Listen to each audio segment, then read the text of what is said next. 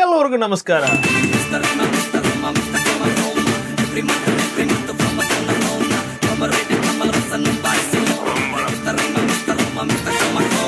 മനുഷ്യന് പൊതുവെ സമഗ്ര സംഭാവന തന്നവനെയാണോ സകലകലാ വല്ലഭനെയാണോ കൂടുതൽ ഇഷ്ടമെന്ന് ചോദിച്ചു കഴിഞ്ഞാൽ അതിന്റെ ഉത്തരം എപ്പോഴും സംസ്കാര നിബന്ധമായിരിക്കും. ലോകത്ത് പലയിടത്തും പല സംസ്കാരമാണെങ്കിലും നമ്മൾ ലോകത്ത് എവിടെ പോയാലും സംസ്കാരത്തിന് ഒരു വലിയ വിലയുണ്ട്. സംസ്കാരത്തിന് പോയാലും സംസാരിക്കാൻ പോയാലും സംസ്കരിക്കപ്പെടുന്നവനേക്കാളും സംസാരിക്കാൻ പോകുന്നവനേക്കാളും സംസ്കാരമുള്ളവനാണ് വില. എന്തിന്? സംസ്കാരം ഇല്ലാത്തവന് പോലും സംസ്കാരമുള്ളവനെയാണ് വില. സംശയ ഇത് ഏത് ഭാഷ? അത് പറ, ഞാൻ പറയാ. ഇത് മലയാളം അല്ല. അതിപ്പോ മലയാളത്തിൽ പറഞ്ഞാലും മറാഠി പറഞ്ഞാലും കാര്യം ഒന്നല്ല, രണ്ടാണെന്ന് നമുക്ക് തോന്നുമെങ്കിലും അത് രണ്ടും രണ്ടാണ്. അപ്പൊ മൊത്തം കൂടെ ചേർത്ത് 4. ഇതിപ്പോ ഈ 2 വരി കേട്ടപ്പോ തന്നെ എന്നെ മറ്റു വരി അറിയാൻ നിങ്ങൾക്ക് തോന്നി അല്ലേ? അപ്പൊ ഇത് തന്നെ ഒരു 2.5 മണിക്കൂർ പടമായിട്ട് എടുത്താലോ? പിന്നെ ലോക സിനിമയ്ക്ക് ഇതൊക്കെ ചെയ്യാൻ സരോജ് കുമാർ ഉള്ള പോലെ ഇന്ത്യൻ സിനിമയ്ക്ക് ഒരാളുണ്ട്. എന്റെ സ്വന്തം അല്ല, നമ്മുടെ സ്വന്തം റിയൽ സ്റ്റാർ.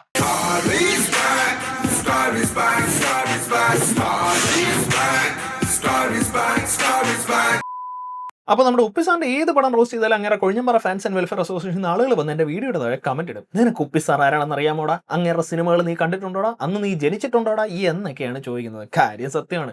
ആയ കാലത്ത് അങ്ങേരെ കുറേ നല്ല പരീക്ഷണ ചിത്രങ്ങൾ ചെയ്തിട്ടുണ്ട്. അതെല്ലാം നല്ലതായിരുന്നു. പക്ഷേ ഈ പരീക്ഷണ ചിത്രം എന്ന് പറഞ്ഞു കഴിഞ്ഞാൽ ചിത്രത്തിനകത്ത് പരീക്ഷണം എന്നാണ്. പക്ഷെ പോകെ പോകെ അങ്ങേര് പരീക്ഷണം മാത്രം ചിത്രമായിട്ട് എടുക്കാൻ തുടങ്ങി. അപ്പോൾ ആ ശ്രേണിയിലെ ആദ്യത്തെ പടമാണ് ഞാൻ ഇന്ന് നിങ്ങൾക്കായി കൊണ്ടുവന്നിരിക്കുന്നത്. എല്ലാവർക്കും സന്തോഷമായെങ്കിലും ഒന്ന് ചിരിച്ചേ ചിരിച്ചേ. അപ്പൊ നമ്മ പടം പേര് വന്ന് ഉപ്പി 2. ഉപ്പി സാറ് തന്നെ 99 ഇറക്കിയ ഉപ്പി എന്ന് പറഞ്ഞ പടത്തിന് അങ്ങനെ 2015 ചെയ്ത സീക്വലാണ് ഉപ്പി 2. പിന്നെ വീഡിയോയിലേക്ക് കടക്കുന്നതിന് മുമ്പ് നിങ്ങൾ എനിക്ക് വേണ്ടി ഒരു കാര്യം ഓർമ്മയിൽ വെക്കണം. ഈ സിനിമയിലെ നായകന്റെ പേര്. ഈ സിനിമയിൽ നീയാണ് നായകൻ. എന്താ പറഞ്ഞേ? ഒന്നും മനസ്സിലായില്ല, പക്ഷെ കാണിക്കണ്ട. ചേട്ടാ, ഇത് ഓർത്ത് വെക്കാൻ എന്താണ് ഇത്ര പാട്? ആദ്യത്തെ പടത്തിൽ ഞാനായിരുന്നു നായകൻ, രണ്ടാമത്തെ പടത്തിൽ നീയാണോ നായകൻ? ഇത് ഓർത്ത് വെക്കാൻ പറ്റില്ലേ? അതൊക്കെ ഓർക്കാൻ വലിയ പാടാ. എന്തോന്ന് ഇത്ര പാട്? എന്നാ വായിന്ന് പെട്ടെന്ന് വരുന്ന മാതിരി ഓർമ്മ പറ. തുപ്പല്. തുപ്പല്. അതിലും നല്ലൊരു പേരുണ്ട്, ഷർദിൽ. അതായത് മക്കളെ, ഈ സിനിമയിലെ നായകന്റെ ബർത്ത് സർട്ടിഫിക്കറ്റിലുള്ള പേരാണ് നീ. അതേപോലെ ഫസ്റ്റ് പാർട്ടിലെ നായകന്റെ പോളിയോ വാക്സിൻ ഷീറ്റിലുള്ള പേരായിരുന്നു ഞാൻ. ഇല്ല, പുരിയില്ല. ഒരു പുല്ലും പുരിയാൻ പാടില്ല. തൽക്കാലം പുരിയാതൊക്കെ മതി. ബാക്കി നമുക്ക് പോകെ പോകെ പുരിയാതെ പോവാം. എന്നാ പോവാം. ഓക്കേ.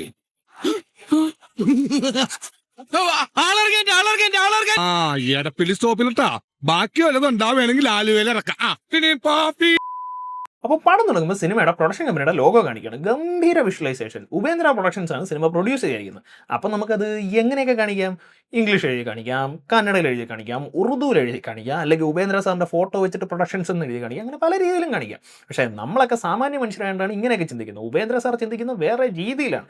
അങ്ങനെ ഒരു അങ്ങോട്ട് എഴുതിയിട്ട് ആ എഴുതിയ പേന എടുത്ത് നടുക്കോട്ട് വെച്ചിട്ട് പിന്നെ ഒരു ഡ്രാന്നും കൂടെ എഴുതിയിട്ട് കുറച്ച് ചില്ലറയും കൂടെ അങ്ങോട്ട് വെതറിയിടും. മനസ്സിലായില്ല? പേൻ ഡ്രാ. ഉപ്പി സാറായിട്ടാണ് പേനയൊക്കെ. ഞാൻ വല്ലതായിരുന്നെങ്കിൽ മാമ്പഴം വെച്ചൊരു എഴുതിയിട്ടൊരു നമ്മളൊക്കെ ഓർമ്മ വെച്ച കാലം തൊട്ട് സിനിമ തിയേറ്ററിൽ പോയി സിനിമ കാണുമ്പോഴത്തേക്ക് ഒരു എഴുതി കണിപ്പ് കാണാറില്ല. ആൻഡ് നമുക്ക് പലർക്കും ഈ സിനിമ തിയേറ്ററിൽ പോയി കാണാൻ പറ്റിയിട്ടില്ല എന്നുള്ള കാര്യം ഉപ്പി സാറിന് അറിയാം. അതുകൊണ്ട് വീട്ടിലിരുന്ന് തിയേറ്റർ പ്രിന്റ് കണ്ടാലും തിയേറ്റർ എക്സ്പീരിയൻസ് കിട്ടാനായിട്ട് ഉപ്പി സാർ ഒരു പരിപാടി ചെയ്തിട്ടുണ്ട്. ഇതിൽ ഈ സിനിമയുടെ എഴുതി കാണിപ്പ് സിനിമയ്ക്ക് അകത്തുള്ള തിയേറ്ററിലെ സിനിമയിലാണ്. എനിക്കൊന്നും മനസ്സിലാവുന്നില്ല. അപ്പൊ ഈ ഇരിക്കുന്ന ഞാൻ ഇവിടെ. പക്ഷെ നീ നായകനാവുന്ന സിനിമയുടെ എഴുതി കാണിപ്പ് സിനിമയ്ക്ക് അകത്ത് സിനിമ തിയേറ്ററിനകത്താണ് വെച്ചിരിക്കുന്നത്. മാറ്റി വെക്കണോ?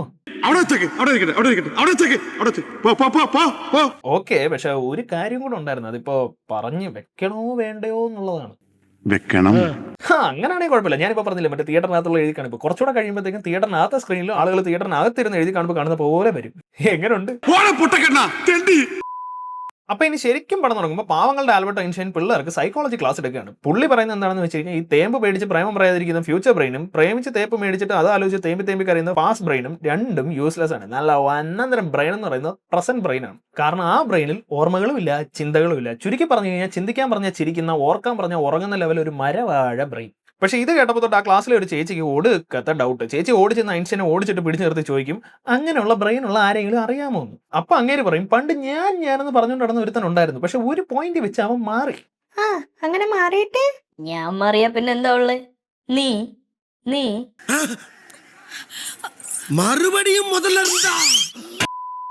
ഇതിവിടെ നടക്കുമ്പോൾ ഒരു ഡോൺ ഒരാവശ്യമില്ലാതെ അങ്ങനെ ഗുണ്ടാ കുഞ്ഞുങ്ങളെ വിളിച്ചിട്ട് പറയും 2 ദിവസത്തിനുള്ളിൽ അങ്ങേർക്ക് നീ ആരാണെന്ന് അറിയണമെന്ന്. കാര്യം അറിയണമെങ്കിൽ ചോദിച്ചാലേ പറ്റൂ. അതുകൊണ്ട് വളരെ വിവരശാലികളായ നമ്മുടെ ഗുണ്ടാ കുഞ്ഞുങ്ങൾ നാട് നിങ്ങളെ ഓടി നടന്ന് നീ ആരാന്ന് ചോദിച്ചുകൊണ്ട് നടക്കും. പിന്നെ നമ്മളോടൊക്കെ വഴിയെ കൂടെ പോകുന്ന ഒരുത്തം വന്ന് നീ ആരടാ എന്ന് ചോദിച്ചു കഴിഞ്ഞാൽ നമ്മളെന്ത് പറയും? ഞാൻ നിന്റെ തന്ത, ഇവരൊക്കെ നിന്റെ മറ്റു തന്തമാര്. പക്ഷെ ഹൈദരാബാദ് ഭാഗത്തോട്ടൊക്കെ എല്ലാവരും ഡീസന്റ് ആണ്. അവരോട് ആര് വന്ന് ചോദിച്ചാലും അവർ പേര് പറയും. അവരിനി എന്താ ചെയ്തുകൊണ്ടിരിക്കുകയാണെങ്കിലും ഞാൻ തന്നെ അന്തിച്ചു പോയി. ലൈക്ക് ഒന്ന് ആലോചിച്ച് നോക്കും, നമ്മളൊക്കെ കുളിക്കാനായിട്ട് സോപ്പും തേച്ച് പതഞ്ഞു തൂകും രതിവിലാസം എന്നും പറഞ്ഞുകൊണ്ടിരിക്കുമ്പോഴത്തേക്ക് ഒരുത്തം വാതിൽ പൊളിച്ചു വന്നിട്ട് നീ ആരാടാ എന്ന് ചോദിച്ചു കഴിഞ്ഞാൽ നമ്മളെ പേര് പറയൂ. പക്ഷെ നാഗപ്പ പറയും. Nagappa is different. Be like നാണമില്ലാത്ത നാഗപ്പ. പക്ഷെ നാട് മുഴുവൻ ചോദിച്ചിട്ട് നീ ആരാണെന്ന് മനസ്സിലാക്കാൻ പറ്റാത്തതുകൊണ്ട് നമ്മുടെ ഡോൺ സാർ ഒരു സ്വാമിജിയെ വിളിച്ചു വരുത്തും. എന്നിട്ട് നീ ആരാണെന്ന് ചോദിക്കും. അങ്ങേര് പറയും, നിനക്ക് നീ ആരാണെന്ന് അറിയണമെങ്കിൽ ആദ്യം നീ ഞാൻ ആരാണെന്ന് അറിയണമെന്ന്. എന്നിട്ട് ഞാനെന്ന നിന്നിൽ നിന്ന് ഒഴിപ്പിക്കണം. അപ്പൊ നമ്മുടെ ഡോൺ ഒരു എക്സോസിസം ഹൈലായിരുന്നുകൊണ്ട് അങ്ങേര് പറയും എന്ത് പുല്ല് വേണമെങ്കിലും ഒഴിപ്പിക്കാന്ന്. അപ്പൊ നമ്മുടെ സ്വാമിജി പറയും ആദ്യം നിന്റെ ദേഷ്യം അഹങ്കാരം ഒക്കെ ഇല്ലാതാക്കണം. അപ്പൊ നമ്മുടെ ഡോൺ പറയും അങ്ങേർക്ക് ദേഷ്യം അഹങ്കാരം ഒന്നും ഇല്ലെന്ന്. ഇത് പറഞ്ഞാൽ ആ സ്വാമിജി എന്തൊരു ചെയ്തെന്നറിയാമോ? ആ ലാഫിംഗ് ബുദ്ധെ പോലെ ഇരിക്കണം മനുഷ്യന്റെ മുഖത്തോട്ട് കാർക്കച്ചങ്ങ് തുപ്പി. അതും ഒരുമാതിരി വാഷിംഗ് മെഷീൻ എന്നൊക്കെ വരുന്ന പോലത്തെ പദ. ഒരടിയാണ് ഞാൻ പ്രതീക്ഷിച്ചത്. ഒരു തുപ്പല്ലോ ഒതുക്കിയതിന് താങ്ക്സ്. പക്ഷെ എന്തൊക്കെ പറഞ്ഞാലും ഡോൺ സാറിന് മാനം പിടിക്കണമല്ലോ. അതുകൊണ്ട് അങ്ങനെ വീണ്ടും കഴുത്തിൽ കത്തി വെച്ച് ഒന്നുകൂടെ ചോദിക്കും. പക്ഷെ ഇതൊക്കെ ഇവിടെ നടക്കുമ്പോൾ നമ്മുടെ ചേച്ചി നീ ആരാണെന്ന് തപ്പി ഇറങ്ങും. അങ്ങനെ തപ്പി പോണ വഴിക്ക് ഫസ്റ്റ് പാർട്ടിന്റെ അവസാനം ഉപ്പി സാർ കടലിലോട്ട് ഇറങ്ങി നടന്നെന്ന് കണ്ടു എന്നവർ പറയും. ഇത് കേട്ട് സന്തോഷിച്ച ചേച്ചി ഉപ്പി സാറിനെ തപ്പി ഒരു കൂരയ്ക്ക് കീഴിൽ വന്നിരിക്കും. എങ്ങനെ എവിടെ നിന്ന് വന്നു എന്നൊന്ന് ലോജിക് ഒന്നും എൻ്റെ അടുത്ത് ചോദിക്കരുത്, അതിലെ മെറ്റഫർ മാത്രം ശ്രദ്ധിക്കുക. അപ്പൊ അങ്ങനെ നോക്കിയിരിക്കും ഉപ്പി സാർ ഭസ്മൊക്കെ പൂശി ഇറങ്ങി വരും. അപ്പൊ വെച്ചാൻ പാർ ഒരു ഷോട്ട്. നിന്റെ തന്ത ഇത് കണ്ട നായികയുടെ കൂട്ടുകാർ ഒരു ചൊറിയണം പറിച്ചോണ്ട് വന്ന് അങ്ങനെ കൊടുത്തിട്ട് നഗ്നത മറയ്ക്കാൻ പറയും. അപ്പൊ ആ സ്വാമിജി തിരിയുമ്പോഴാണ് നമ്മൾ അറിയുന്നത് അത് ഉപ്പിസാറൊന്നും അല്ല, വേറെ ഏതൊരു വത്സൻ. പക്ഷെ എന്നിട്ടും അങ്ങനെ ആ ചൊറിയണം മേടിച്ച് നഗ്നത മറച്ചില്ല. കാരണം എന്താ? അങ്ങനെ നഗ്ന സത്യം കണ്ടുപിടിക്കുന്നതിലാണ് ഫോക്കസ് ചെയ്തിരിക്കുന്നത്. അപ്പൊ ചൊറിയണ സ്വാമിയുടെ ചൊറിഞ്ഞ് വർത്താനം കേട്ട് ചേച്ചി ഇങ്ങനെ നെട്ടിച്ചെടുത്തിരിക്കുമ്പോഴാണ് തൊട്ടപ്പുറത്ത് ഒരു സിനിമ ഷൂട്ടിംഗ് നടക്കുന്ന ശബ്ദം കേൾക്കുന്നത്. ചേച്ചി അവിടെ ചെന്ന് നോക്കിയപ്പോൾ താണ്ട് ഉപ്പി സാറ് തുണി ഒരു കാണിക്കുന്നു. ജൂനിയർ ആർട്ടിസ്റ്റ് ആയിട്ട് കണ്ട് അഭിനയിക്കാൻ വന്നതാണ്. പക്ഷേ ഈ സീനിന് തൊട്ട് മുമ്പ് ഇങ്ങേര് തന്നെ തൊപ്പിയും കുടഞ്ഞു വന്ന് ഡയറക്ടർ ചെയറിൽ ഇരുന്ന് ആക്ഷൻ പറഞ്ഞായിരുന്നു. അപ്പൊ മോളിൽ ഇരുന്ന ഡയറക്ടർ വിളിച്ചിട്ട് പറയും അങ്ങേരാണ് ഒറിജിനൽ ഡയറക്ടർ എന്ന്. അങ്ങേര് പറഞ്ഞിട്ട് ഇങ്ങേര് ആക്ഷൻ പറഞ്ഞാൽ മതി എന്ന്. അങ്ങനെ അങ്ങേര് പറഞ്ഞിട്ട് ഇങ്ങേര് കൈവക്കി ഒരു ഫ്രെയിം വെക്കുമ്പോൾ അതിൽ ഇങ്ങേര് തന്നെ നടന്നു വരും. എന്ന് വെച്ച് കഴിഞ്ഞാൽ പുള്ളി ഡയറക്ട് ചെയ്യുന്ന പടത്തിൽ പുള്ളിയാണ് ഡയറക്ടർ എന്നും കാണിച്ചിട്ട് പുള്ളിയാണ് ഫ്രെയിം വെച്ചതെന്നും കാണിച്ചിട്ട് പുള്ളിയുടെ ഒരു എൻട്രി. இந்த ஆசனத்தின் பெயர் வந்து தன்னூம்பாசனம். இதை செஞ்சீங்க அப்படின்னா உங்களுடைய வாய்க்கும் சுன்னிக்கும் உடலுக்கும் நல்லது. ഇതൊക്കെ ആണെങ്കിലും പുള്ളി ശരിക്കും ആ പടത്തിൽ ഒരു ജൂനിയർ ആർട്ടിസ്റ്റ് ആയിട്ട് അഭിനയിക്കാൻ വന്നതാണ്. പക്ഷേ എക്സ്പോസ് ചെയ്യുന്നതിന് പുള്ളി കാശൊന്നും മേടിക്കില്ല. കാരണം കാശ് കിട്ടിയിട്ട് നിറവേറ്റേണ്ട ആശകളൊന്നും പുള്ളിക്കില്ല. ആശകളില്ലെന്ന് മാത്രമല്ല നാണവും മാനവും ഇല്ല. ഈ കാശ് വേണ്ടെന്നുള്ള കാര്യം പറഞ്ഞപ്പോഴത്തേക്കും അവിടെ ഇരിക്കുന്ന ഒരു അപ്പൂപ്പൻ പറയും ലക്ഷ്മി ഉണ്ടെങ്കിലേ ഖുഷി ഉണ്ടാവുമെന്ന്. അപ്പൊ നമ്മുടെ ഉപ്പിസാറിന്റെ ഫിലോസഫി എന്താണെന്ന് വെച്ച് കഴിഞ്ഞാൽ ലക്ഷ്മി ഉള്ളപ്പോൾ ഖുഷി ഉണ്ടാവുമെങ്കിൽ ഖുഷി ഉള്ളപ്പോൾ ലക്ഷ്മി ഉണ്ടാവില്ലേ. ഇത് നമ്മുടെ ചേച്ചി കേട്ടു. മറ്റേ ഐൻസ്റ്റൈൻ ഫ്രം മീശോയുടെ സ്റ്റുഡന്റ് അല്ലേ, അതുകൊണ്ട് ഇത് കേട്ടതോടെ ചേച്ചി ഫ്ലാറ്റ്. പക്ഷേ ഈ സീനിന്റെ ഹൈലൈറ്റ് ഇതൊന്നും അല്ല. നമ്മുടെ നായിക ഇങ്ങോട്ട് ഒറ്റയ്ക്കല്ലേ വന്നത്. അപ്പൊ ചേച്ചിയുടെ കൂട്ടുകാരി അവിടെ പോയി ചൊറിയണം കൊണ്ട് സ്വാമിജിയുടെ പുറകെ പോയി. അവൾ ഓടിക്കതിച്ച് വന്നിട്ട് പറയും അവള് ചൊറിയണം കൊണ്ട് സ്വാമിയുടെ പുറകെ പോയപ്പോൾ അങ്ങേർക്ക് കുറെ ചേഞ്ചസ് സംഭവിച്ചത്. നമുക്ക് മനസ്സിലാവാതെ പോട്ടെ, നമുക്കൊരു പുല്ലും മനസ്സിലാവുന്നില്ല. പക്ഷെ നായികയ്ക്ക് പോലും ഒന്നും മനസ്സിലായില്ല. അപ്പൊ കൂട്ടുകാരി പറഞ്ഞ ചേഞ്ചസ് എന്താണെന്ന് കാണിക്കാനായിട്ട് തൊട്ടടുത്ത ഷോട്ടിൽ ഒരു CGI മൂർഖം പാമ്പിനെ കാണിക്കും. അതിന് സ്വാമി എന്ത് പിഴച്ചു? അയാളുടെ കർമ്മമല്ലേ ചെയ്തുള്ളൂ. പക്ഷെ ചേച്ചിയും കൂട്ടുകാരി അതൊരു കുറുമ്പൻ സ്വാമിയുടെ കുഞ്ഞു വീർന്നയായിട്ട് തള്ളിക്കളഞ്ഞിട്ട് ഉപ്പിസാറിനെ കാണാൻ പോകും. ഉപ്പിസാർ അപ്പോൾ പടിക്കെട്ടിലിരുന്ന് പാത്രം കഴുകുകയാണ്. അതും വളരെ വൃത്തിയായിട്ട്. എച്ചിൽ പാത്രങ്ങളെല്ലാം കൂടെ വീപ്പയിൽ മുക്കിയെടുത്തിട്ട് നൈസായിട്ട് ഉരച്ച് വീണ്ടും ആ വെള്ളത്തിൽ തന്നെ കഴുകി അങ്ങോട്ട് വെക്കും. വാ, കാശ് മേടിക്കുന്നില്ല എന്താ ചെയ്യുന്ന പണിയിലെ ആ വൃത്തികേട്. ഈ ഒരു പ്രൊഫഷണലിസം അദ്ദേഹം വീട്ടിൽ വരെ ഫോളോ ചെയ്യാറുണ്ട്. ഉദാഹരണത്തിന് ഒരു ദിവസം അങ്ങേറെ പെങ്ങളിങ്ങനെ ഇരുന്ന് പട്ടി മോങ്ങുന്ന പോലെ കരയായിരുന്നു. ഓക്കെ, അത് കണ്ടിട്ട് ഉപ്പിസാർ മനസ്സ് നിറഞ്ഞ് ചിരിക്കുന്നു. അതും ഓക്കെ.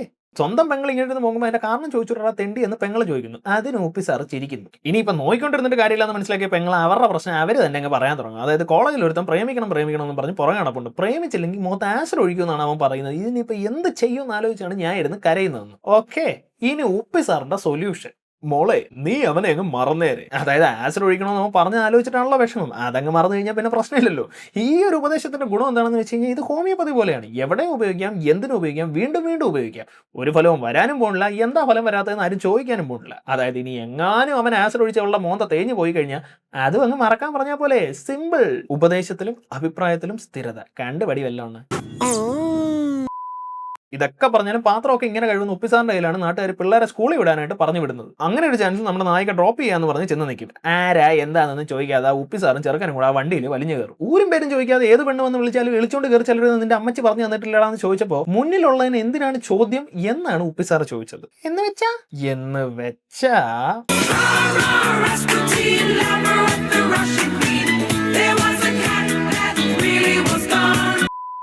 നിങ്ങൾ ഇവിടെയും പേടിക്കേണ്ട. നേരത്തെ കൂട്ടുകാരിക്ക് നടന്ന റേപ്പ് അറ്റംപ്റ്റ് ഇവർ ചിരിച്ചു തള്ളിയ പോലെ ചേച്ചിക്ക് നേരെ നടന്ന ഈ മൊളസ്റ്റേഷൻ അറ്റംപ്റ്റ് ചേച്ചി ഡാൻസ് കളിച്ചു തള്ളും. പക്ഷെ ആ ഡാൻസിലൊന്നും ഉപ്പിസാർ വീണില്ല. ഉപ്പിസാർ ഇത് എത്ര കണ്ടതാ. അതുകൊണ്ട് തന്നെ ചേച്ചി ഉപ്പിസാറിനെ സെഡ്യൂസ് ചെയ്യാൻ അങ്ങ് തീരുമാനിക്കും. അങ്ങനെ മൊട്ട വെയിലത്ത് കുടയം പിടിച്ച് നിന്ന് ഉപ്പിസാറിന്റെ മലക്കറി വണ്ടിക്ക് കൈ കാണിച്ചിട്ട് ഒരു കരിമ്പൻ തോട്ടത്തിലോട്ട് വിളിച്ചോണ്ട് പോയി ആവാഹന ക്രിയ അങ്ങ് തുടങ്ങും. ആ സീനിലൊക്കെ ഷോട്ടൊക്കെ എടുത്ത് വെച്ചിരിക്കുന്ന ഒരു വൃത്തി നോക്കണം.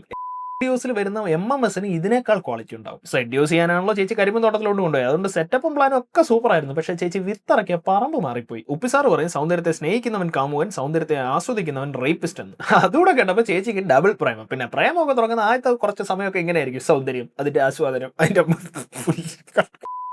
പിന്നെ നിങ്ങൾ ശ്രദ്ധിച്ചോ ഇല്ലയോ എന്ന് എനിക്ക് അറിഞ്ഞൂടെ, ഉപ്പിസാർ ഈ പടത്തിൽ ഒരു ഫ്രീലാൻസറാണ്. ലൈക്ക് ഫ്രീ ആയിട്ട് പല പണികൾ ചെയ്യുന്ന ഒരാൾ. ആരെന്ത് പണി കൊടുത്താലും ചെയ്യും, ആരെന്ത് ചോദിച്ചാലും കൊടുക്കും. അങ്ങനെ ഉപ്പിസാറിന്റെ ഈ ഖ്യാതി നാട് മുഴുവൻ പരന്നു.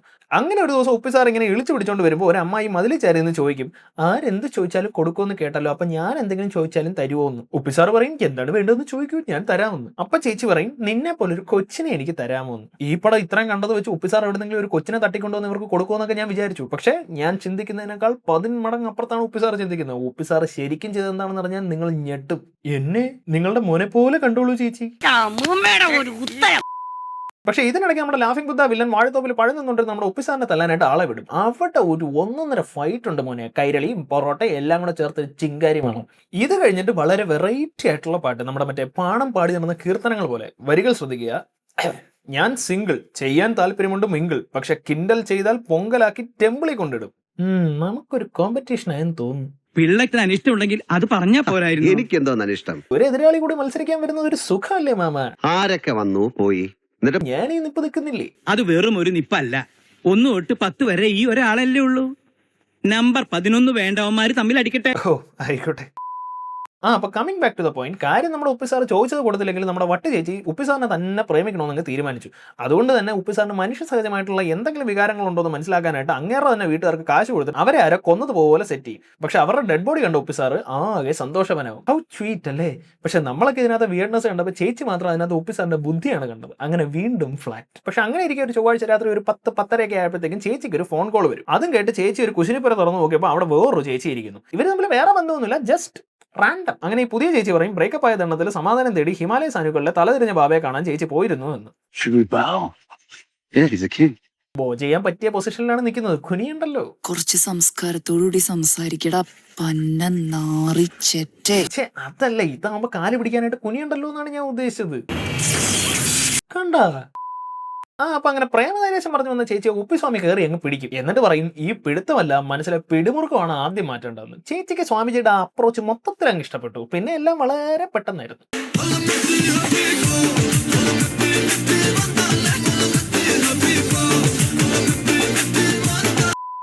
അങ്ങനെ കാര്യം കഴിഞ്ഞപ്പോഴത്തേക്ക് ഉപ്പിസ്വാമി സ്ഥലം വിട്ടു. പക്ഷേ ചേച്ചിക്കാണെങ്കിൽ ഒരുമാതിരി അൾസർ ചികിത്സിക്കാനായിട്ട് ആയുർവേദം കഴിച്ച പോലെ ആയി. ഉണ്ടായിരുന്ന പ്രശ്നം പോയുമില്ല, പുതിയ പ്രശ്നങ്ങൾ വരികയും ചെയ്തു. അങ്ങനെ ചേച്ചി ഉപ്പിസാറിനെ തപ്പി തെക്ക് വടക്ക് നടന്നിട്ട് തെണ്ടി തിരിഞ്ഞ് വീട്ടിൽ വന്നപ്പോഴാണ് നമ്മുടെ ഉപ്പിസാറിനെ ടിവിയിൽ കാണുന്നത്. അത് കണ്ട് അങ്ങനെയുള്ള ഒളിത്താളത്തിൽ ചെന്ന് നോക്കുമ്പോഴാണ് ഇവിടുത്തെ ഉപ്പിസാർ ഉടായിപ്പാണെന്ന് ചേച്ചി അറിയുന്നത്. ചേച്ചിയെ കണ്ടത് മഴയത്ത് ഡെസേർട്ട് റൈഡറൊക്കെ ഓൺ ചെയ്തിട്ട് ഉപ്പിസാർ വന്ന് ചേച്ചി അവിടെ നിന്ന് രക്ഷപ്പെട്ടിട്ടാണ് നമ്മുടെ നായിക ചേച്ചിയെ വിളിച്ചത്. പക്ഷെ നമ്മുടെ ഒറിജിനൽ വട്ട് ചേച്ചി ഇത് കേട്ടിട്ട് ആകെ ഞെട്ടി. എന്നാൽ പക്ഷേ ഇത്രയും നാളത്തെ പരിചയം വെച്ച് ഇത് ചെന്ന് അങ്ങേരോട് ചോദിച്ചു കഴിഞ്ഞാൽ അങ്ങനെ വായി തോന്നി എന്തെങ്കിലും ആയിരിക്കും പറയുന്നത് നമുക്ക് വരെ അറിയാം. എന്നിട്ടും ചേച്ചി പോയി ചോദിച്ചു. അപ്പൊ ഉപ്പിസാർ പറയും, നേരിൽ കാണുന്നത് മാത്രം വിശ്വസിക്കൂ, ബാക്കി എല്ലാം കള്ളമാണ്. ഓഹോ, അപ്പൊ താൻ നേരിട്ട് കാണുന്നത് മാത്രമേ വിശ്വസിക്കൂ. ശരി, തന്റെ അപ്പൂപ്പന്റെ അപ്പൂപ്പനെ താൻ നേരിട്ട് കണ്ടിട്ടുണ്ടോ? ഇല്ലല്ല. പക്ഷെ അങ്ങനെ ഒരു പ്രസ്ഥാനം ഉണ്ടായിരുന്നതായി താൻ വിശ്വസിക്കുന്നല്ലേ ഉള്ളൂ. പക്ഷേ ഇത് കേട്ടപ്പോൾ ചേച്ചി വീണ്ടും ഫ്ലാറ്റ്. അതിന്റെ പവറിൽ വീണ്ടും ഉപ്പിസാറിനെ ഒരു ഡേറ്റിന് കൊണ്ടുപോകും. അവിടെ വെച്ച് ചേച്ചി പറയും, ഉപ്പിസാർ എവിടെ നോക്കിയാലും ചേച്ചിയെ മാത്രമേ കാണാവൂ. ആദ്യമൊക്കെ പ്രേമ അല്ലെങ്കിൽ വേണ്ട. അപ്പൊ പക്ഷെ ഉപ്പിസാർ പറയും, അങ്ങേർക്ക് കടലും മരമൊക്കെ ക്ലിയർ ആയിട്ട് കാണാമെന്ന്. അപ്പൊ പിന്നെ ചേച്ചിക്ക് വേറെ വഴിയില്ല. ചേച്ചി ഉപ്പിസാറിനെ പിടിച്ചങ്ങ് കിസ് ചെയ്യും, എന്നിട്ട് നോക്കാൻ പറയും. അങ്ങനെ നോക്കിയപ്പോൾ ഉപ്പിസാറിന് കടലൊക്കെ ആകെ ഒരു മങ്ങൽ. അപ്പൊ ചേച്ചി പറയും, ഇതിന്റെ പേരാണ് പ്രേമം ചേച്ചി, അതിന്റെ പേരാണ് തിമിരം. അപ്പോൾ പക്ഷേ ഇതിന്റെയൊക്കെ ഇടയ്ക്ക് നമ്മുടെ ഉപ്പിസാറിനെ തപ്പി ഹെഡ് കണ്ട് ഹെഡ് മസാജ് ചെയ്യുന്ന ഒരു മെയിൻ ഗുണ്ടയും, ഒറ്റക്കാലിൽ നിന്ന് സ്വപ്നത്തിനകത്ത് സ്വപ്നം കാണുന്ന ഒരു ചോട്ടാ ഗുണ്ടയും, പിന്നെ തലയ്ക്ക് സ്ഥിരതയില്ലാത്ത ഒരു പോലീസ് ഓഫീസറും തെക്ക് വടക്ക് നടപ്പുണ്ട്. എന്താ കാര്യം എന്ന് വെച്ച് കഴിഞ്ഞാൽ, നമ്മുടെ മറ്റേ ബ്രേക്കപ്പ് ചേച്ചി മലയ്ക്ക് പോയ അതേ സമയത്ത് അവിടെ ഒരു അമ്മച്ചിയും പോയിരുന്നു. ഉപ്പിസ്വാമിയുടെ ലീലാവിലാസങ്ങളൊക്കെ കണ്ട് അമ്മച്ചിക്ക് അങ്ങ് പെരുത്തിഷ്ടമായിട്ട് അവരുടെ സ്വത്തൊക്കെ ഉപ്പിസ്വാമിക്ക് എഴുതി വെച്ചിട്ട് എങ്ങോട്ടോ സ്കൂട്ടാവും. അപ്പൊ അതിന്റെ പുറകെയാണ് ഇവരെല്ലാവരും നടക്കുന്നത്. അതിനകത്ത് ചിലർക്ക് ഇവനൊരു സ്വാമി, ചിലർക്ക് ഇവനൊരു CID, വേറെ ചിലർക്ക് ഇവനൊരു സാധാരണക്കാരൻ. പക്ഷെ ഇതെല്ലാം കൂടെ ചേർത്ത് ഒരൊറ്റ ഉപ്പിസാറേ ഉള്ളൂ. അതുകൊണ്ട് തന്നെ ഇതൊക്കെ അവരുടെ തോന്നലും ആവാം. പക്ഷെ ഇവർക്ക് എല്ലാവർക്കും അറിയാവുന്ന ഒരു സത്യമുണ്ട്. ഈ കാണുന്ന അല്ലവൻ, ഈ കാണിക്കുന്നതും അല്ലവൻ, പിന്നെ ആരാവൻ? അപ്പൊ പക്ഷെ അങ്ങനെ വിടാൻ പറ്റില്ലല്ലോ. അവൻ ആരാണെന്ന് കണ്ടുപിടിക്കാനായിട്ട് എല്ലാരും കൂടെ ചെന്ന് നോക്കുമ്പോൾ അവൻ ചേച്ചിയെ വിളിച്ചോണ്ട് ഏതോ കെട്ടിടം പണിഞ്ഞുകൊണ്ട് ഡാൻസ് കളിക്കുന്നു. അത് നല്ല ഒന്നാന്തരം ഡാൻസ്. അവർക്കൊക്കെ ആകെ വട്ടായി. അങ്ങനെ പാട്ടൊക്കെ കഴിഞ്ഞ് ഉപ്പി സാർ ഒരു വീട്ടിലോട്ട് നടന്നു കയറും. പാരലലി അങ്ങനെ തപ്പി നടക്കുന്ന ഗുണ്ടകളെയും പോലീസിനെയും ഒരേ സ്ഥലത്ത് വിളിച്ചു വരുത്തും. തമ്മി കണ്ടത് അവന്മാർ പരസ്പരം വെടിവെക്കാൻ തുടങ്ങും. ഇതിന്റെ ഇടയ്ക്ക് ഉപ്പി സാർ കോട്ടിട്ട CID ആയിട്ട് തുണിയിടാതെ നീയായിട്ട് വന്ന് കൂട്ടത്തല്ലിന്റെ ഇടയ്ക്ക് കയറും. പക്ഷേ ഈ സംഭവം നടക്കുന്ന അതേ സമയത്ത് നമ്മുടെ ഉപ്പി സാർ ചേച്ചിയുടെ കൂടെ വേറൊരു വീട്ടിലായിരുന്നു. പക്ഷെ എല്ലാം കൂടെ ചേർത്ത് ഒരൊറ്റ ഉപ്പി സാറേ ഉള്ളൂ. അങ്ങനെ ഇവർ ഈ വീട്ടിൽ നിന്ന് സംസാരിച്ചുകൊണ്ടിരിക്കുമ്പോഴാണ് നമുക്കൊരു കാര്യം മനസ്സിലാവുന്നത്. നേരത്തെ മറ്റേ വില്ല് എഴുതി വെച്ചൊരു അമ്മച്ചിയുടെ കാര്യം പറഞ്ഞില്ലേ, അങ്ങനെ ഒരു അമ്മച്ചി ഇല്ല, അത് വെറും കൽപ്പന മാത്രം.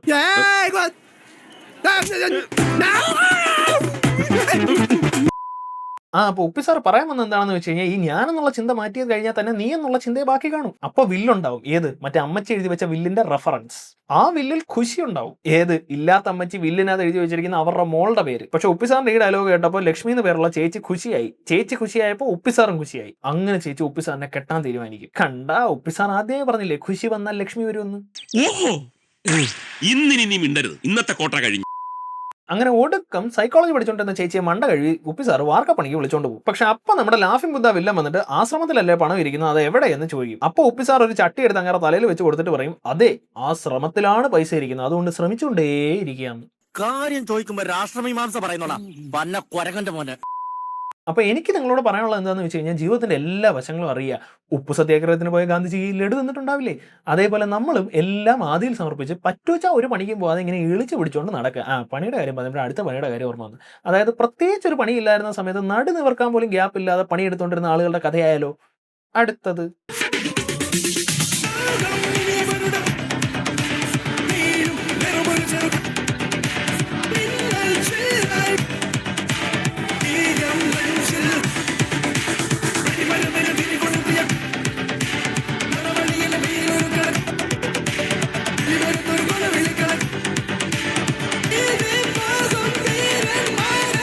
ಯುವರಾಜನು ರಾಜನು ರಾಜಾದಿರಾಜನು ನಾನು.